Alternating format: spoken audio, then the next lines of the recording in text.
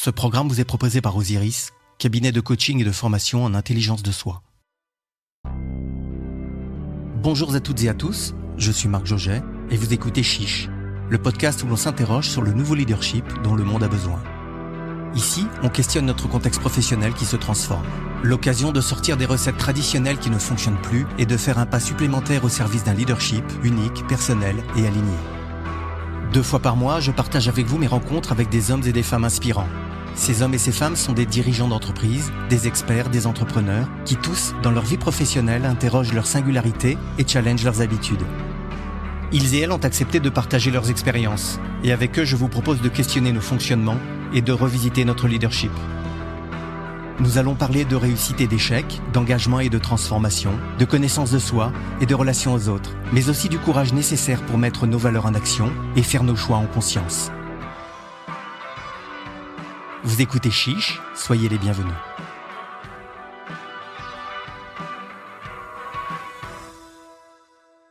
Aujourd'hui, le mot qui me vient à l'esprit pour décrire l'endroit où nous nous sommes, c'est le mot harmonieux. Harmonieux, oui, parce que pour moi, ce mot décrit un équilibre parfait entre tous les différents éléments qui nous entourent. Quelque chose d'agréable qui met à l'aise instantanément à la fois l'œil et l'esprit. Un endroit harmonieux.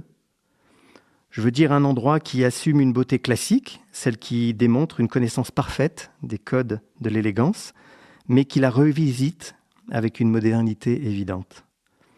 Nous sommes à quelques mètres de l'avenue Foch, précisément avenue Raymond Poincaré. Et en arrivant tout à l'heure, je me suis dit que ça aussi, c'était pas un hasard, quand on travaille à la fois sur le leadership des grands dirigeants et sur l'influence des hommes politiques. Je ne suis pas historien, mais il me semble que Raymond Poincaré, c'est celui qui, en 1914, au démarrage de la Première Guerre mondiale, a appelé tous les Français à une union sacrée, qui est restée célèbre.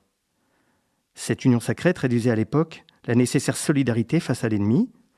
Quelque chose me dit qu'aujourd'hui, on va aussi parler d'une union sacrée, celle qui est à construire entre les leaders et leur époque.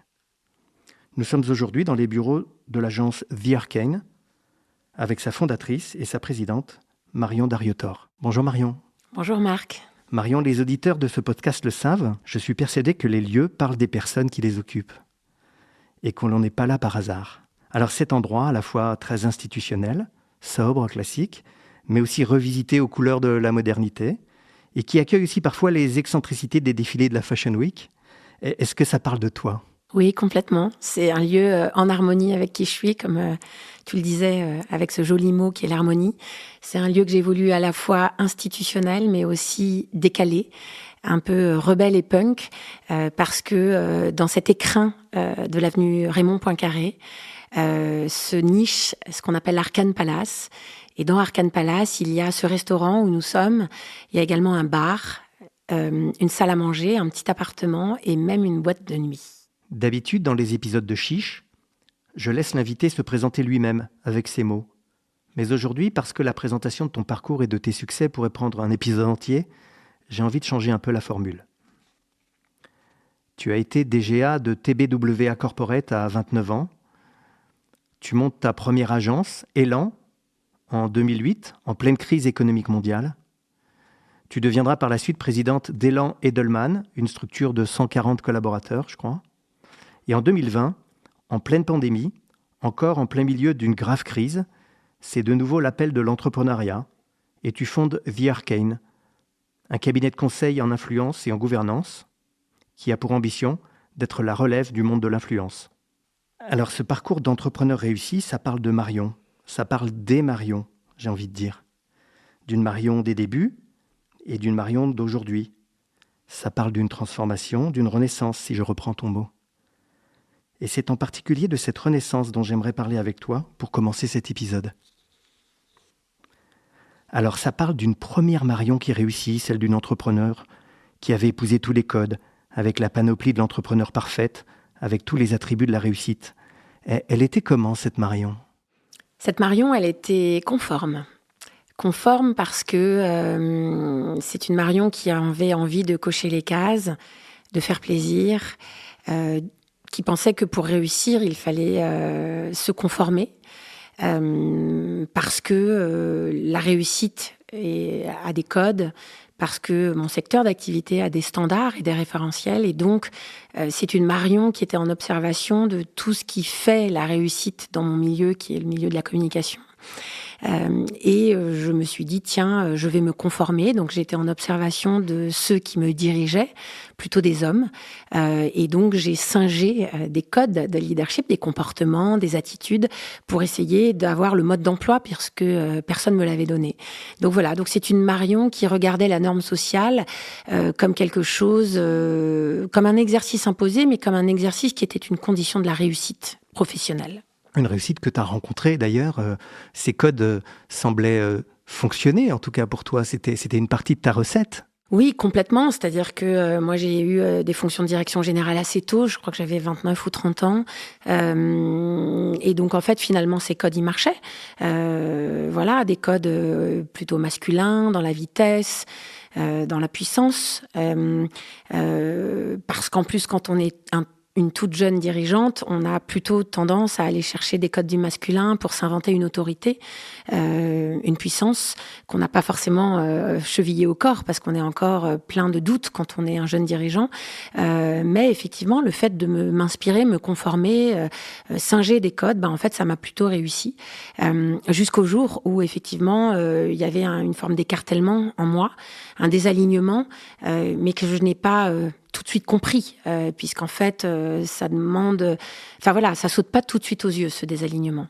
Et ça, c'est passionnant parce que c'est justement l'histoire d'un moment où tu ne te retrouves plus toi-même, un moment où tu te rends compte que toi aussi, personnellement, tu as une responsabilité dans ce décalage que tu es en train de vivre, que tu as perdu le fil du chemin que tu pensais jusqu'alors être le bon, comme une étape avec toi-même, un cheminement pour comprendre ton propre fonctionnement, en fait, comme je suis coach, on pourrait dire aussi une connaissance de soi.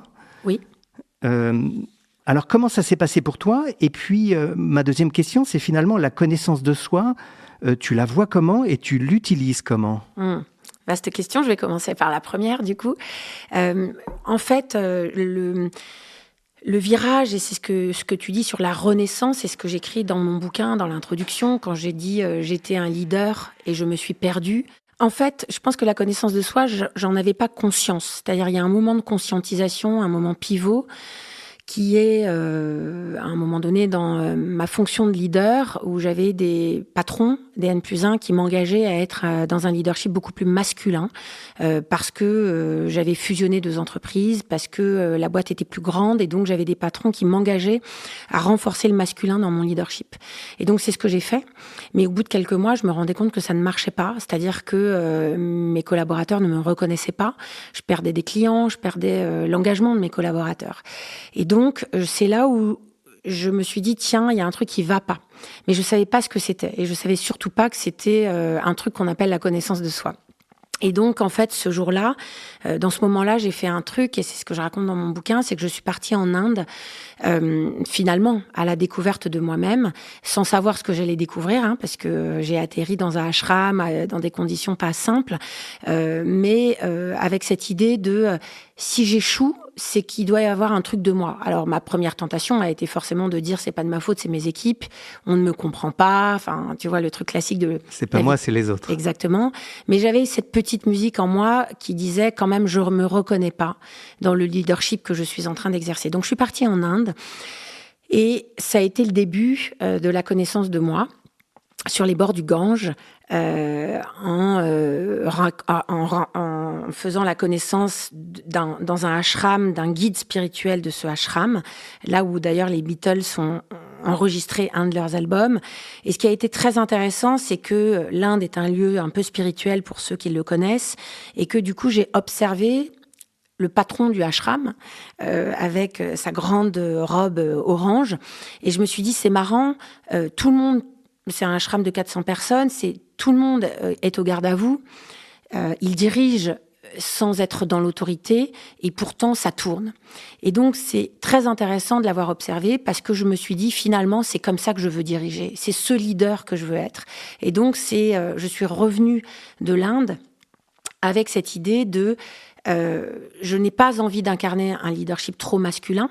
Alors, on peut jouer du masculin et du féminin, mais en tout cas, je ne me reconnais pas dans ce leadership.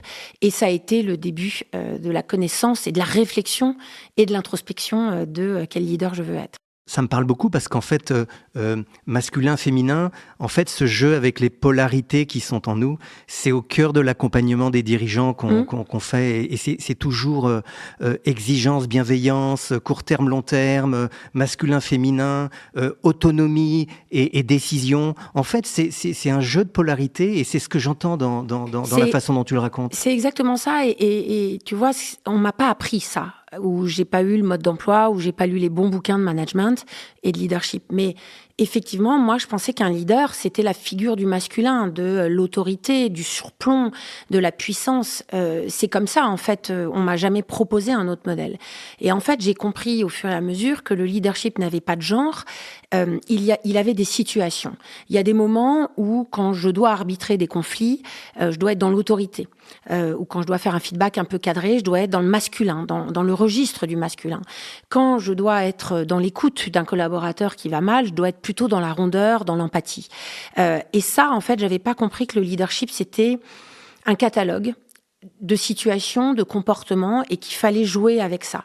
Et moi, on m'avait pas donné ce mode d'emploi, et je l'ai appris au fur et à mesure, et je trouve que c'est très puissant de comprendre ça quand on est un leader. En fait, en t'écoutant là aujourd'hui, et j'ai l'impression qu'à la fin de ce long chemin, de ce parcours qui a démarré par toi-même, qui est aussi passé par toute ton équipe à ton retour, en fait, tu t'es rendu compte que la vraie chose à réinventer, c'était en fait une posture. C'était en fait la posture du leader. Alors, c'est la posture du leader, la mienne, déjà, parce qu'en fait, quand je suis partie en Inde, j'étais en échec, je faisais des erreurs, j'étais en échec. Et cette posture, donc ça a été déjà moi me réinventer dans cette fonction de présidente d'une entreprise. Et puis ça a ouvert toute une réflexion qui est: quelle est la bonne posture pour un leader de notre époque ? Parce qu'il y a nous tous leaders, et c'est le problème et la préoccupation de ceux qui nous écoutent, j'imagine, mais c'est aussi qu'est-ce que ça veut dire être leader dans notre époque. Et je pense que c'est là aussi où il y a un point de bascule, c'est-à-dire qu'on ne peut plus être les leaders d'avant si on veut contribuer à épouser notre époque et l'ère du temps. Donc c'est là aussi, en observant des leaders autour de moi, parce que moi j'ai la chance de faire un métier de communicante où j'accompagne les dirigeants dans leur image et leur communication. Je dirige un think tank de dirigeants qui s'appelle Entreprise et Progrès, où j'ai la chance de voir plein de dirigeants avec lesquels je partage des valeurs très fortes. Et donc, je voyais tous ces leaders, très nouvelle génération, et eux m'ont beaucoup inspirée en me disant, mais finalement, quelle doit être la posture dans notre époque ? Et cette posture dans notre époque, cette nouvelle posture de leader, c'est effectivement celle que tu décris, que tu expliques dans ton livre, le temps des leaders pop. Un livre que j'ai dévoré du début à la fin, où j'ai vu à chaque page des parallèles tellement puissants avec ce nouveau leadership dont le monde a besoin, auquel j'essaie de contribuer à chaque épisode et avec chaque personne que j'accompagne et toute l'équipe Osiris.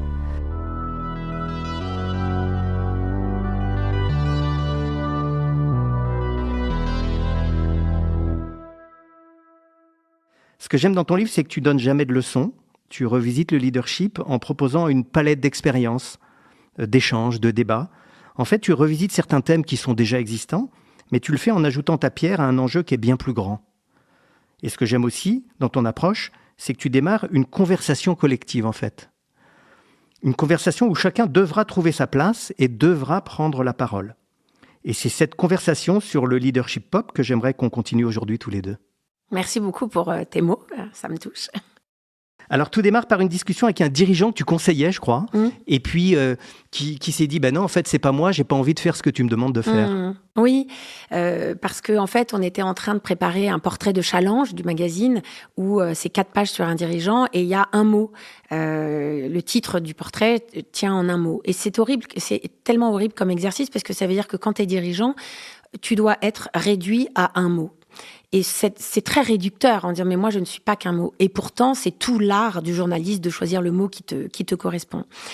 Et en fait, cette personne, je lui disais, parce que moi-même, j'étais encore dans mon apprentissage d'un leadership plus ouvert et plus pop, j'avais envie que ce portrait le présente comme un gagneur, un winner, parce que je trouvais qu'il avait des attributs masculins à travailler. Et on travaillait à la préparation, et à un moment donné, il a dit stop, et il a dit, moi, je veux que ce portrait me ressemble, et ce qu'on est en train de travailler, ça n'est pas moi.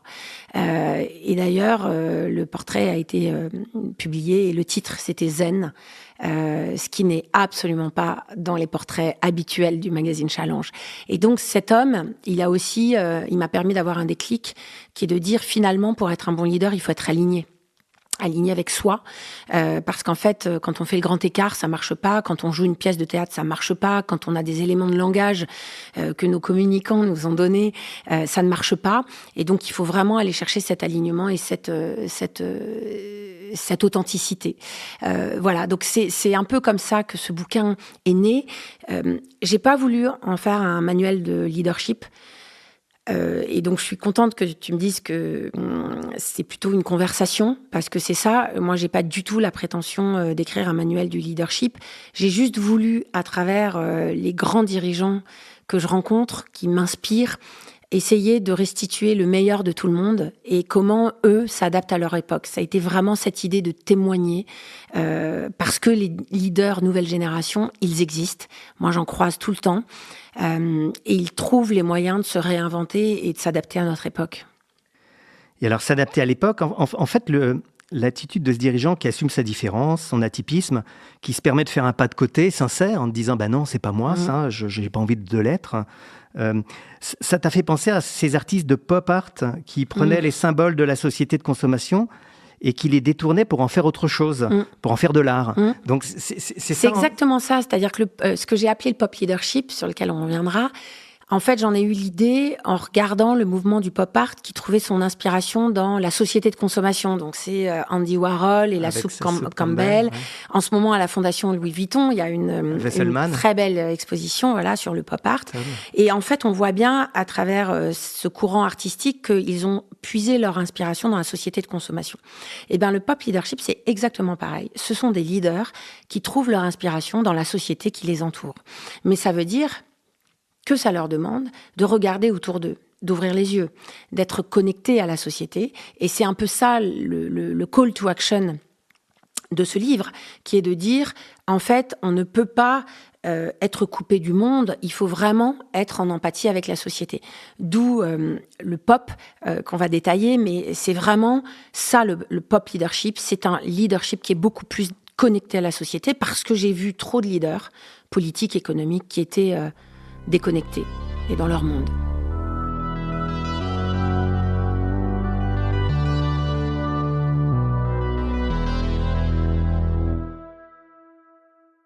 Et on comprend bien cette allusion aux artistes pop quand il s'agit de leadership.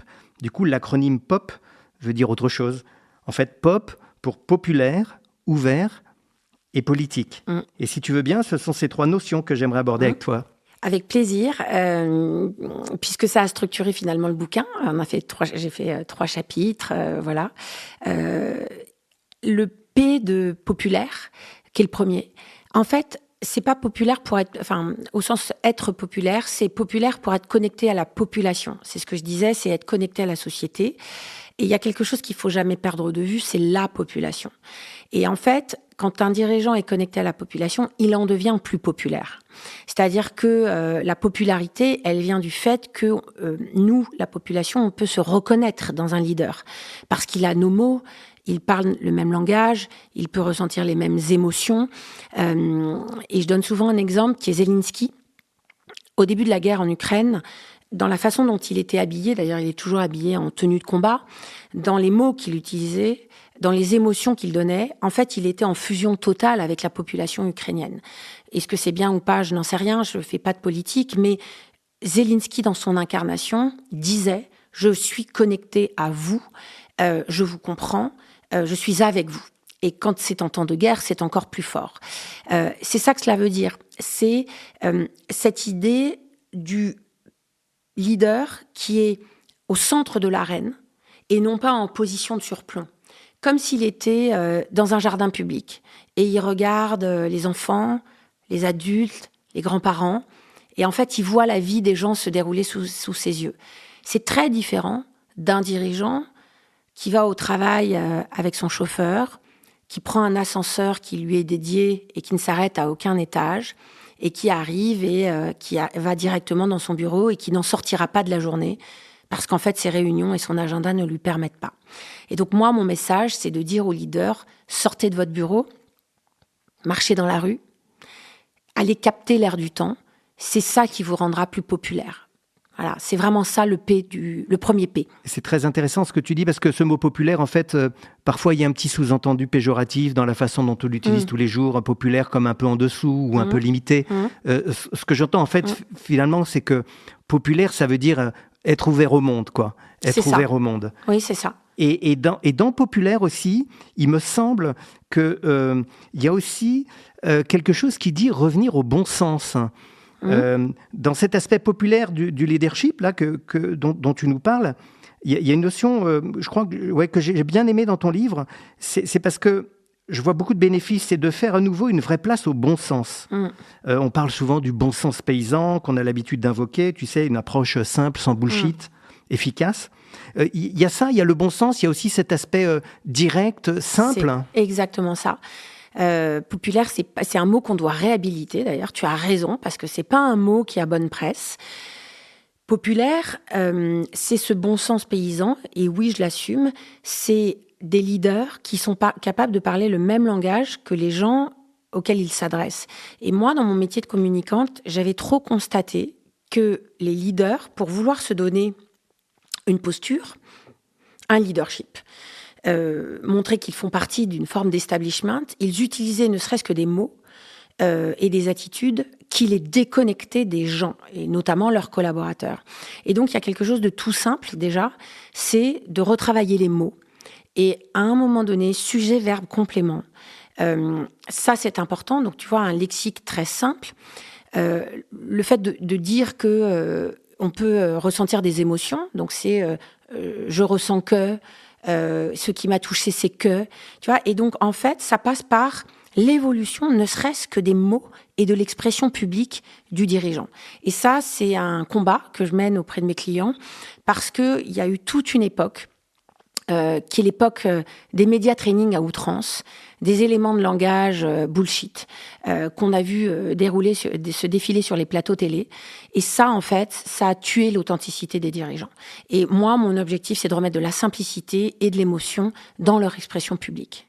Voilà, la bonne nouvelle, c'est que je te prédis encore pas mal de boulot c'est vrai. sur cette mission-là, mais en tout cas, c'est vrai que on l'a trop entendu, le bullshit, on dit la politique politicienne, les éléments de langage, en fait, c'est tout des mots qu'on n'a plus envie d'entendre. Exactement.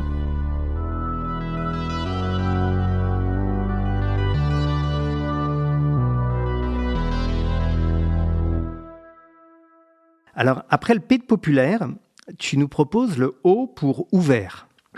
En fait, c'est un peu le deuxième étage de la fusée. On parle peut-être ici, et tu complètes, hein, j'ai l'impression d'une intégration concrète dans le fonctionnement de l'entreprise. C'est ça dont ça parle, ouvert ? Alors ouvert, c'est d'abord, je dirais qu'il y a 3 sujets dans l'ouverture. Il y a l'ouverture aux autres. Et ça, c'est le lien avec ce que je viens de dire sur populaire. L'ouverture aux autres, c'est s'intéresser aux autres, avoir une présence active à l'autre, avoir de l'empathie. Donc l'ouverture aux autres. C'est l'ouverture à soi. Parce que je trouve que pour être un bon leader, ça nécessite une forme d'introspection et de réflexion sur soi-même. Alors, c'est pas à toi, coach, que je vais le dire, mais j'en suis convaincue. Je pense qu'un dirigeant, il a besoin, de temps en temps dans sa carrière, de se faire accompagner comme il le souhaite. Il n'est pas obligé de partir dans un ashram en Inde, mais vraiment pour s'ouvrir à soi, faire une pause avec lui-même et de comprendre quel leader il a envie d'être. Donc ça, c'est l'ouverture à soi. Et je dis souvent, moi, il a fallu que je revisite la petite Marion avant mes 7 ans pour comprendre quelle petite fille j'étais. Parce qu'on dit souvent que le petit enfant qu'on était, il était le vrai moi, et qu'on peut aller rechercher ça dans la façon d'exercer son leadership.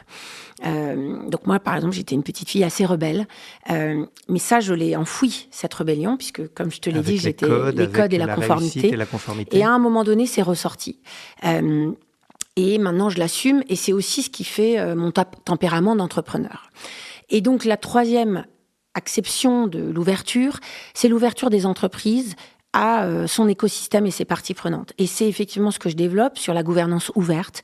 Moi, ce qui me frappe dans les entreprises, c'est que souvent, elles sont en silo, où elles travaillent avec leur écosystème naturel. Mais elles oublient parfois la société civile dans son ensemble.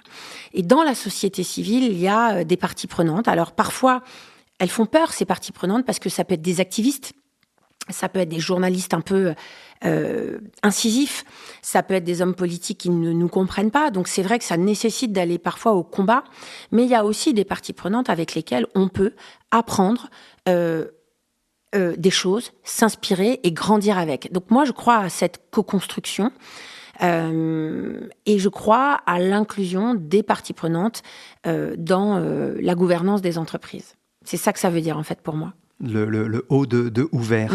Mais alors, il me semble me souvenir aussi que dans le haut de ouvert, on touche aussi une partie que j'ai beaucoup aimée, qui est celle d'utiliser l'intuition comme un outil. On parle de signaux faibles, on parle de cette capacité du leader à se connecter aux tendances, mais surtout à les capter pour les transformer. Alors, j'ai une partie de moi qui est très intuitive. On aborde très souvent ce thème de l'intuition avec les dirigeants que j'accompagne, comme si faire confiance à son intuition lorsqu'on est un leader serait une des choses les plus compliquées. Pouvoir, quand on y croit, contredire les chiffres, contredire les tendances. Il y a une forme d'audace, de culot, mais aussi de lâcher-prise qu'il faut savoir accepter. C'est ça, en fait, aussi ouvert avec cette intuition. C'est vrai, c'est un très bon point. C'est pour ça que j'ai voulu y consacrer quelques pages. Moi, ce qui me frappe quand je travaille avec des dirigeants, c'est qu'ils sont beaucoup dans leur tableau Excel, dans leurs documents PowerPoint, dans leurs data. Alors en plus, avec la tech, l'IA, tout ça a été renforcé. Et finalement, j'ai l'impression que leur univers s'est resserré, s'est réduit. Et je ne vois plus beaucoup de place au what if. Et si on inventait ça? Et si on faisait ça? Et donc, ce que j'ai voulu dire, c'est qu'effectivement, moi, j'ai envie de réhabiliter un leadership plus intuitif, mais il faut qu'on soit dans le « et » pas dans le « ou ». C'est-à-dire que souvent, on oppose l'intuition au rationnel. Et je pense qu'on peut faire les deux. Et il faut faire les deux. Parce qu'un bon leader, il arrive à vraiment libérer son intuition quand il a l'expérience. C'est-à-dire qu'on peut être un leader intuitif, mais il faut avoir vécu des choses, il faut avoir expérimenté des choses, parce que quand on a fait ça, on peut beaucoup plus libérer son intuition. Donc c'est pas leadership intuitif ou rationnel, c'est les deux. Et là, comme on le disait tout à l'heure, c'est sur les valeurs du féminin et du masculin, c'est aussi là un effet de balance et d'équilibre. De temps en temps, je convoque l'intuition, de temps en temps, je convoque le rationnel et l'objectif, mais avec mes équipes. Je sais reconnaître aussi dans mes équipes ceux qui vont être dans tel ou tel registre et je fais ce melting pot qui peut être très enrichissant et très intéressant. En fait, ce que tu dis là, tu rajoutes à l'intuition une dimension importante, c'est que l'intuition ne vaut que si elle sert à poser des actes concrets et clairs. En fait, c'est une sorte de réconciliation que tu proposes. Réconcilier le fait que prendre le pouls de la société, identifier les signaux faibles, c'est tout à fait compatible avec rentabilité et performance. Oui, complètement. Et voir, ça peut être un levier. Mais je voudrais revenir sur ce que tu disais, parce que tu as utilisé un mot qui disait lâcher prise. Et c'est vrai que l'intuition, pour libérer son intuition, c'est difficile parce qu'il faut accepter de ne pas être dans le contrôle, comme tu le dis, de lâcher prise, d'être dans des terres inconnues. Et ça, c'est difficile quand on est leader, parce que en fait, on n'a plus tellement ça. Et ça veut dire que si on veut convoquer l'intuition, il faut aller vers ce que tu décris, c'est-à-dire la collecte de signaux faibles. Je trouve que la bonne intuition, c'est quand on fait le lien entre ce qu'on entend, ce qu'on lit, ce qu'on voit, ce qu'on ressent, les gens qu'on rencontre. Et en fait, c'est quand on met tout ça bout à bout, ça peut faire une très jolie intuition. Alors, il faut aussi se méfier de ces intuitions. Il faut avoir des garde-fous. Moi, je sais que je suis quelqu'un de très intuitif et parfois mon intuition m'a fait faire des erreurs. Et donc, j'ai appris à beaucoup plus écouter mes équipes quand je sens que mon intuition m'embarque un peu trop loin. Et pourtant, c'est très satisfaisant parce que j'aime. Mais voilà, j'ai toujours des points de contrôle avec mes équipes pour me dire, là, Marion, tu vas un peu trop loin. Voilà, et les signaux faibles, en fait, il faut les capter dans la société, chez les autres, à l'extérieur, mais aussi chez soi et à l'intérieur. Et c'est comme ça que on peut être un leader authentique ou connecté. Ouverture aussi, pour terminer sur ce haut de pop, là, de ouverture, tu mentionnes aussi à un moment, en fait, qu'il faudrait passer du chef de guerre au chef d'orchestre. En fait, c'est une notion, je crois, que tu abordes. C'est vrai, quand on y pense dans l'entreprise et dans les vocabulaires des dirigeants, il y a souvent un vocabulaire guerrier. Peut-être peut-être que ça nous parle du masculin dont tu parlais peut-être tout à l'heure. Hein. Je ne veux pas faire de raccourcis trop caricaturaux. On parle de bataille commerciale, de raid face à la concurrence, quelles armes on a avec soi, la guerre des prix. Enfin, tout ça, il y a beaucoup de guerriers. Et en fait, il y a même quelqu'un, je crois, c'était Jacques Chirac, non, qui avait dit un chef, c'est fait pour cheffer. Exactement. Voilà. Et donc ça, c'est la fin de ça, en fait, aussi, l'ouverture. En fait, moi, j'ai voulu essayer de travailler sur le vocabulaire du leader. J'avais l'espoir de trouver un nouveau mot, leader, mais bon, je n'ai pas trouvé. Celui qui se rapproche le plus, c'est le meneur de jeu en sport. Et donc, je suis allée sur le chef d'orchestre parce que ce qui m'a surpris, c'est que quand tu regardes l'image du chef d'orchestre et de son orchestre, il est en arc de cercle. Et quand tu regardes les organigrammes des entreprises, ils sont pyramidaux. Et moi, je me suis dit, on pourrait revoir les organigrammes des entreprises pour que ça soit plutôt un orchestre qu'une pyramide. Et donc, de fait, le leadership, ça devient d'écrire une partition qui n'est pas écrite d'avance, parce qu'en fait, on va laisser la chance au hasard et tout ça. Et donc, c'est dans mon idée, c'est plutôt d'aller convoquer le vocabulaire du chef d'orchestre, de la partition musicale, de quelque chose qui s'écrit avec plusieurs sons, plusieurs instruments, et au final, ça donne une mélodie harmonieuse, comme tu le disais dans ton introduction. Voilà. Donc, j'ai beaucoup réfléchi à cela, et je me suis dit, dans l'énergie, le leader pop, s'il se regarde dans un organigramme, eh ben, il est plutôt dans une position de chef d'orchestre que à la tête en haut de sa pyramide.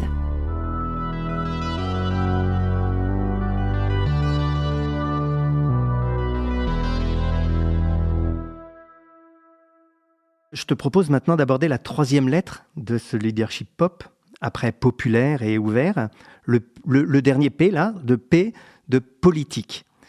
Alors, c'est la partie que je préfère, je t'avoue, parce que j'ai toujours pensé que tout dans la vie était politique. Et donc que le leadership, lui aussi, l'était forcément.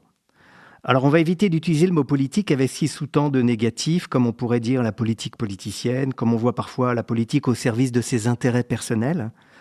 Mais pour reprendre les mots de ton livre, on prendra la politique au sens d'une capacité à embarquer les gens derrière soi, à assumer le pouvoir et aussi à proposer un avenir commun. Et si on suit cette définition, alors embarquer les gens, assumer le pouvoir, proposer un avenir commun, alors je te rejoins complètement quand tu dis que le dirigeant d'entreprise, c'est sa mission, et donc c'est en ça que c'est un leader politique. C'est exactement ça. Je voulais vraiment pas tomber dans l'écueil du leader qui fait de la politique. Chacun fait ce qu'il veut, il a le droit de se politiser, mais il n'en est pas obligé. Politique, c'est vraiment au sens du bien commun, de l'intérêt général, qui est de dire finalement, quand j'ai une position de leadership, ma puissance, je peux en faire quelque chose, et mon pouvoir, je peux en faire quelque chose d'intéressant, qui peut façonner la société, faire changer le monde, à partir du moment où je poursuis une cause et une quête. Et donc, c'est véritablement ça. Ça se renforce parce que on vit dans un monde où tout est politique et géopolitique, où les questions politiques et géopolitiques arrivent dans le quotidien des dirigeants de plus en plus fortement. On le voit tous les jours en ce moment. Ce que je veux dire par là, c'est que je vais peut-être donner un exemple pour illustrer ce que je vois derrière le mot politique. C'est l'exemple d'Arthur Sadoun, le patron de Publicis. En fait, Arthur, qui est l'exemple même du leader pop, il a croisé la route du cancer, il l'a dit. dans une vidéo très touchante où il a dit que il avait envie de témoigner de sa maladie, surtout qu'on n'attendait pas ça d'un patron du CAC 40 et d'une entreprise cotée, mais qu'il assumait de le dire parce qu'il avait découvert que dans cette vulnérabilité, cette épreuve, en fait, ça le rendait plus puissant. C'était un témoignage très touchant.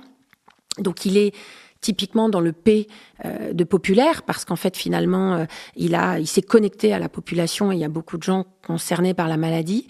Il était dans le haut parce qu'il a été dans l'ouverture à soi et l'ouverture aux autres. Et enfin, il a été politique parce qu'il a fait de cette épreuve une cause en créant Cancer at Work, qui est une coalition qui réunit des entreprises pour faire changer le regard et les pratiques de la prise en charge du cancer en entreprise. Et donc, c'est ça, politique. C'est comment je mets ma position de pouvoir et de puissance au service d'une cause qui est plus grande que moi. C'est vraiment ça. Et l'exemple que tu prends aussi, j'ai envie de dire que ça me parle beaucoup parce que ça me fait penser aussi à quelqu'un que tu connais peut-être, qui s'appelle Alexandre Fayolle, qui est le CEO et le fondateur de Advance, qui est une boîte de sécurité. Oui. Et qui a lancé un projet que je suis depuis le début avec passion, parce que d'abord j'aime la voile, et après je suis convaincu de tout ce qu'il dit, qui est finalement que la vulnérabilité est une force.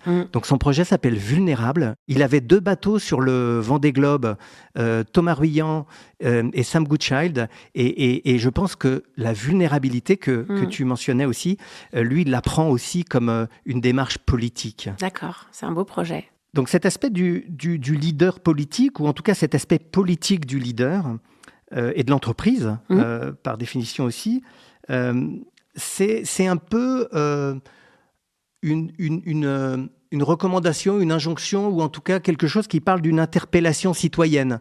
En fait, comme si la capacité d'une multitude de personnes de venir interroger, contester, amender et même critiquer les entreprises au travers, je sais pas moi, des réseaux sociaux, de la révolution technologique. C'est aussi ça, finalement, le politique. C'est accepter que ça va dans les 2 sens et y trouver sa place. Oui, et c'est vrai que ce que tu dis est très juste, parce que ce qu'on a vu, c'est que les entreprises sont devenues des valeurs refuges. On le voit, la confiance dans les entreprises, elle augmente beaucoup.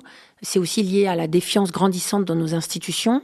Et donc, nous, on pense que nos entreprises sont notre cocon. D'ailleurs, on le voit bien, on amène nos sujets perso beaucoup dans le monde de l'entreprise, où il y a une porosité de plus en plus forte. Et donc, c'est vrai que les entreprises, de fait, sont beaucoup interpellées par leur communauté, par leurs parties prenantes, par leurs collaborateurs sur « Et toi, entreprise, puisque je te fais confiance, qu'est-ce que tu peux faire pour moi ?» Alors, c'est pas facile pour les dirigeants, parce que ça veut dire que les dirigeants sont de plus en plus interpellés sur qu'est-ce que vous faites pour le climat, qu'est-ce que vous pensez du conflit au Moyen-Orient, qu'est-ce que vous pensez de la guerre en Ukraine, l'avortement aux États-Unis, qu'est-ce que vous en pensez. Et donc, en fait, on voit bien que les dirigeants, ils sont soumis à énormément d'interpellations sociétales qui sont de plus en plus nombreuses. On peut le regretter, parce que les dirigeants nous disent souvent « Oui, mais moi, j'ai un business à faire tourner ». Il faut l'accepter. Parce que c'est aussi le revers de la médaille d'une entreprise à laquelle on fait plus confiance. Et moi, je crois qu'on est rentré dans un mouvement de sociétalisation des entreprises qui sont face à ces interpellations sociétales, et que de plus en plus, les entreprises, elles doivent faire société. Faire société pour faire business. Parce que quand elles font société, elles ont la confiance de leurs collaborateurs, de leurs consommateurs et de leurs analystes financiers. Et donc, je pense qu'il y a un cercle vertueux à être beaucoup plus en connexion avec la société, et que par ailleurs, ces entreprises, elles ont l'opportunité de faire évoluer le monde dans lequel on vit, parce que nos États ne peuvent plus tout. Et moi, j'ai envie qu'on puisse compter sur elles. Et donc, pour clore ce chapitre politique, en tout cas, on pourrait en parler pendant tout un épisode, parce que c'est passionnant, en fait. J'ai envie de dire que, finalement, tu parlais des dirigeants qui sont sollicités sur plein de questions qui les dépassent. Tu parlais de toutes ces questions qu'on leur pose. Finalement, est-ce que c'est pas le rôle du leader pop dans sa partie politique? En fait, c'est pas de prédire ou de prévoir l'avenir, mais de le rendre possible. Oui, parce que je pense que de toute façon, les leaders, ils sont bien incapables en ce moment de prévoir l'avenir. On le voit bien. On faisait des business plans à 3 ans. Maintenant, on fait des business plans beaucoup plus court-termistes. On change nos objectifs régulièrement. On vit dans un monde beaucoup plus VUCA. Il y a des polycrises, des polytransformations. C'est très difficile pour un dirigeant de prévoir l'avenir. Donc, ça nécessite une connexion au présent. Une connexion au présent, l'écoute des signaux faibles, l'écoute des experts. C'est vraiment ça. Et donc, je pense que les entreprises, elles doivent rebondir sur le présent. mais aussi s'inscrire dans le long terme. Et ça, c'est difficile, parce que quand on est dirigeant, on est vraiment soumis à des injonctions de court terme. C'est pas très rigolo. Et manier ce court terme et moyen terme, c'est le Graal. Voilà. Mais je sais la difficulté que tout le monde a à le faire. Voilà, donc populaire, ouvert, politique. On a rapidement parcouru les 3 lettres de pop, de ce leader pop, et avec à chaque fois une ouverture hyper inspirante sur tout ce que ça peut dire et ce que ça veut dire. Et j'invite bien sûr tous les auditeurs à en lire et en apprendre beaucoup plus dans ton livre. Le nom de ce podcast, c'est Chiche, inventons notre propre leadership. Un encouragement à oser réinventer le leadership et en faire quelque chose de personnel et d'authentique. Et en fait, le leader pop que tu appelles de tes voeux et dont on vient de parler, c'est un leader qui réinvente son leadership. Alors, Marion, tu le dis très bien dans ton livre aussi, ce leadership pop, ou en tout cas ce dirigeant que tu fréquentes, que tu conseilles, que tu accompagnes, dans sa nouvelle version en fait, ce leader, en fait, il doit retrouver le goût d'avancer plutôt que de performer et le goût de créer plutôt que d'optimiser. Ces 2 formules, elles résument ce dont on vient de se parler ? Oui, et là encore, on est dans le « et pas que dans le « ou », c'est-à-dire qu'on peut avancer. Si on avance, on performe. Dans les 2 formules, c'est le cas. Oui, j'ai voulu essayer d'utiliser des mots des 2 styles de leadership pour essayer d'expliquer ce shift et essayer d'envoyer un message à tous ceux qui sont en position de leadership pour qu'ils aient des mots-clés en tête, un peu comme des boussoles. Donc, avancer plutôt que performer, créer plutôt qu'optimiser. C'est ça, exactement. Avancer parce que ça peut être avancer sur son propre chemin, comme tu le disais.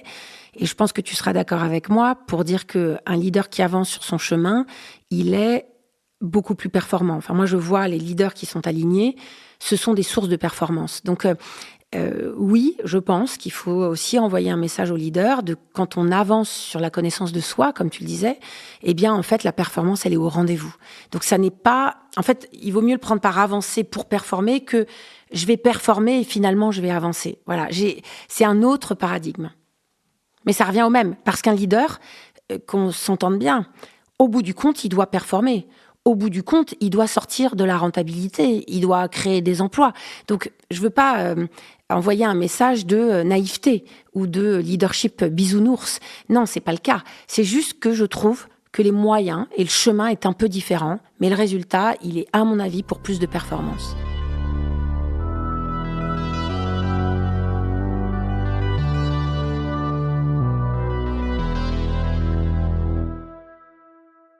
Ce que je retiens au moment où on termine cette conversation, c'est que le rôle du leader, en fait, c'est aussi de se mettre en résonance avec le monde. J'aime beaucoup cette notion de résonance. Et d'ailleurs, tu le dis, hein, le premier sens du mot, résonner, c'est la capacité à produire un son, à l'amplifier.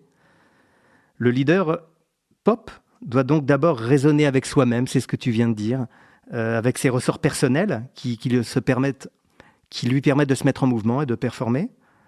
Il doit aussi raisonner avec les autres, trouver une nouvelle façon d'échanger, de transmettre.